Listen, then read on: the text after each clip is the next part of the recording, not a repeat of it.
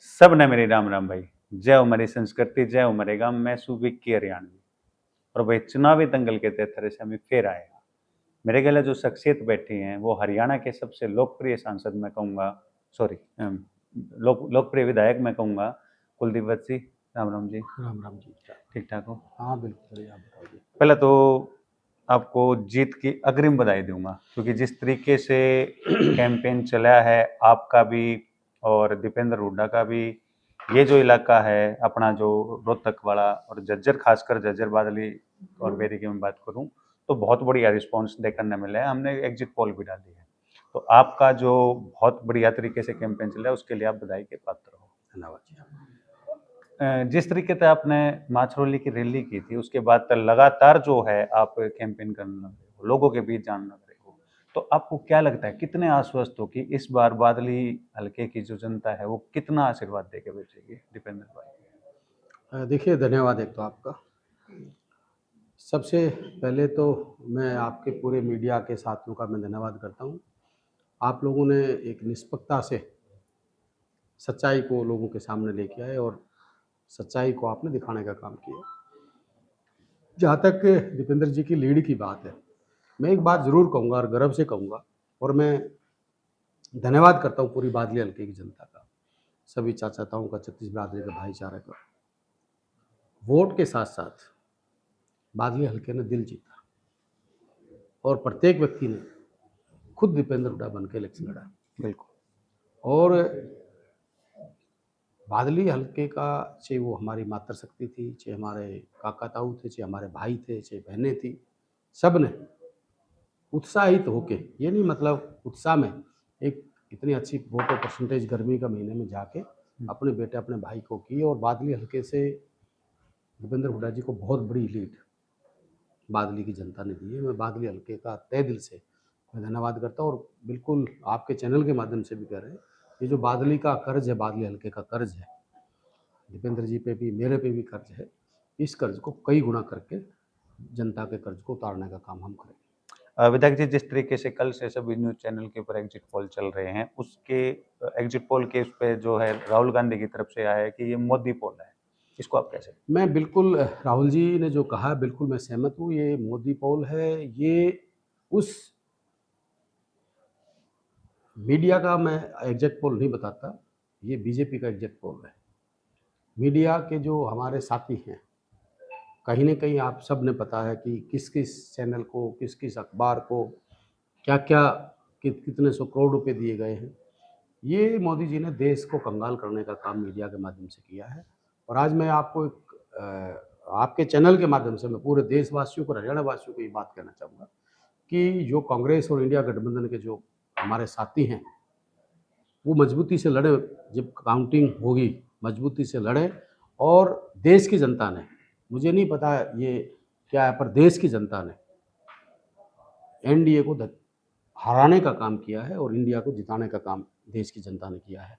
क्योंकि कोई ऐसा स्टेट नहीं है, मुझे मुझे आपके चैनल के माध्यम से कह रहा हूँ, मुझे कोई भी एक जनसभा उठाओ जिसमें हमारे आदरणीय नरेंद्र मोदी जी, अमित शाह जी, या कोई बीजेपी का बड़ा नेता जिन्होंने देश हित के काम गिनवाए हों कि हम देश में हमने ये किया और आगे हम ये करेंगे, गोबर से लेके कब्रिस्तान, पाकिस्तान, मंगलसूत्र, मुजरा, पता नहीं क्या न क्या, आप नरेंद्र मोदी जी के बयानों से आपको क्या लगा?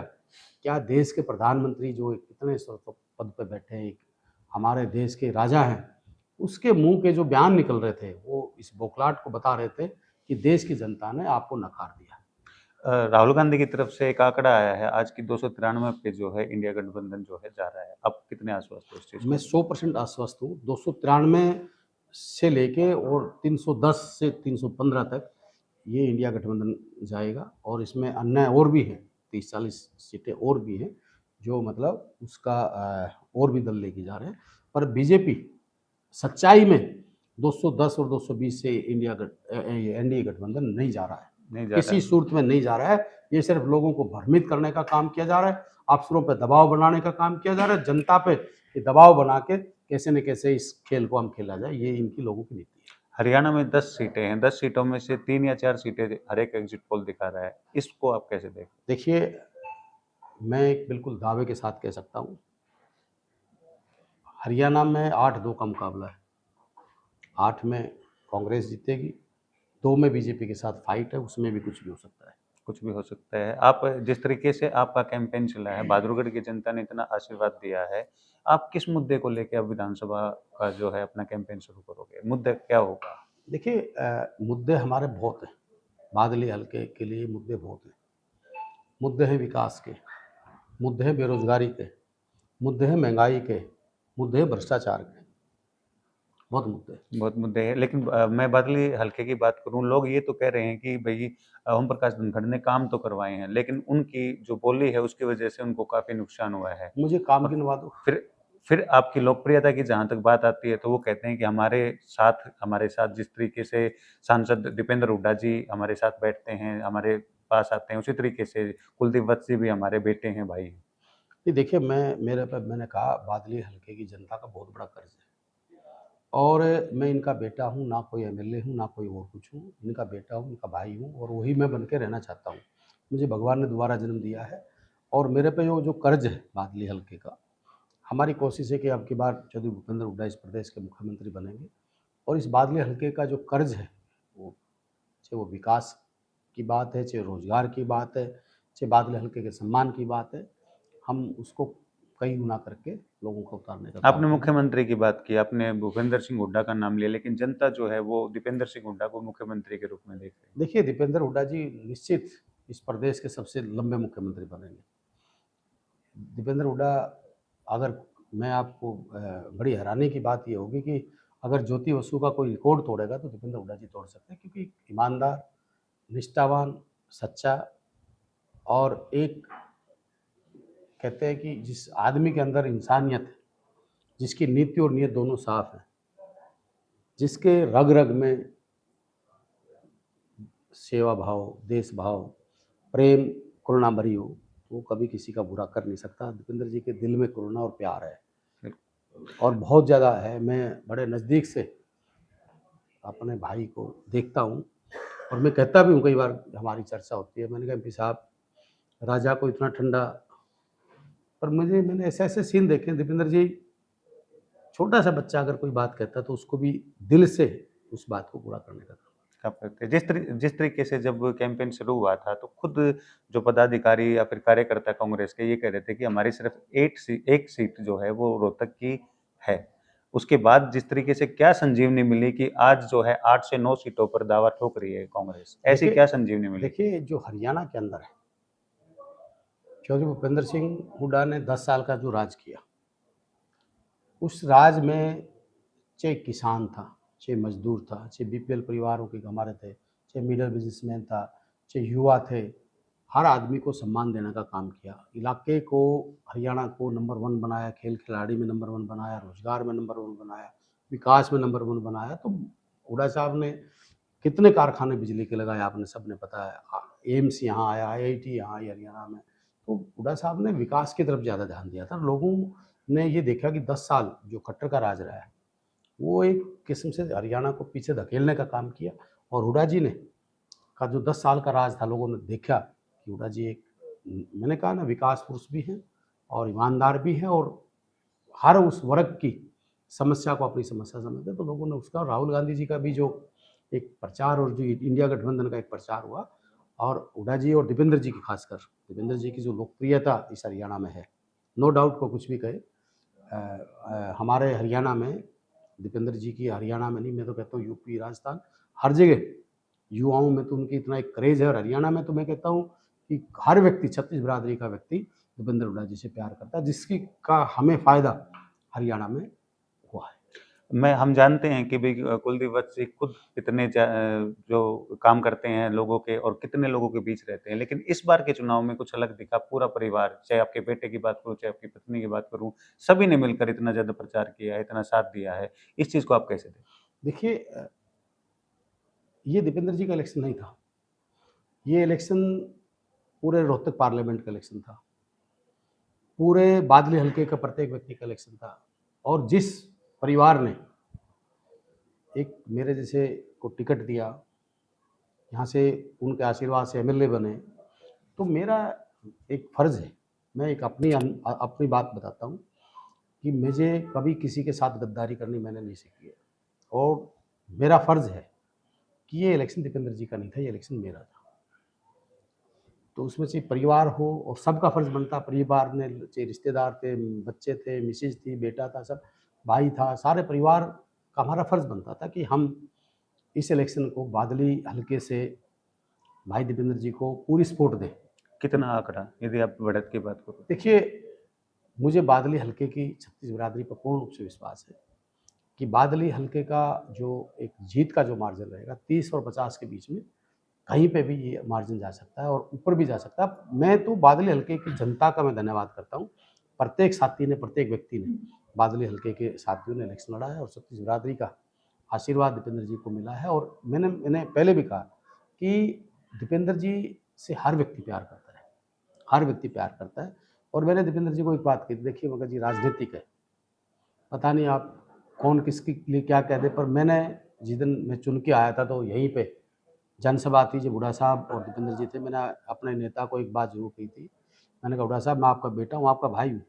मैं आपको एक विश्वास दिलाता हूँ कि मैं ऐसा काम नहीं करूँगा कि आप गाँव में जाएँ या आपके पास कोई आए कि भाई आपके बेटे ने कोई गलत कर दिया, या किसी का हाज़िरी नहीं लगाई, या किसी गया नहीं, या किसी प्रकार का मैं कोई उल्हाने का काम मैं नहीं करूँगा। मैंने अपने नेता चौधरी भूपेंद्र हुड्डा जी को और दीपेंद्र जी को, मैंने भरी जनता के बीच में जब धन्यवाद के लिए जब यहाँ आए थे, तो मैंने वादा किया था, और मैं आज भी कह रहा हूँ, मैं राजनीतिक कोई मेरा पेशा नहीं है। भगवान ने मेरे को दोबारा जन्म दिया। मैं ईमानदारी से और बड़ी ज़िम्मेदारी से भूपेंद्र हुड्डा जी का या बादली की हल्के की जनता का मैं नाम रोशन करूँगा। कहीं कोई ज़िंदगी में एक व्यक्ति ये नहीं कह सकेगा कुलदीप वत्स ने मेरे 2 पैसे खा लिया, मेरा अपमान कर दिया।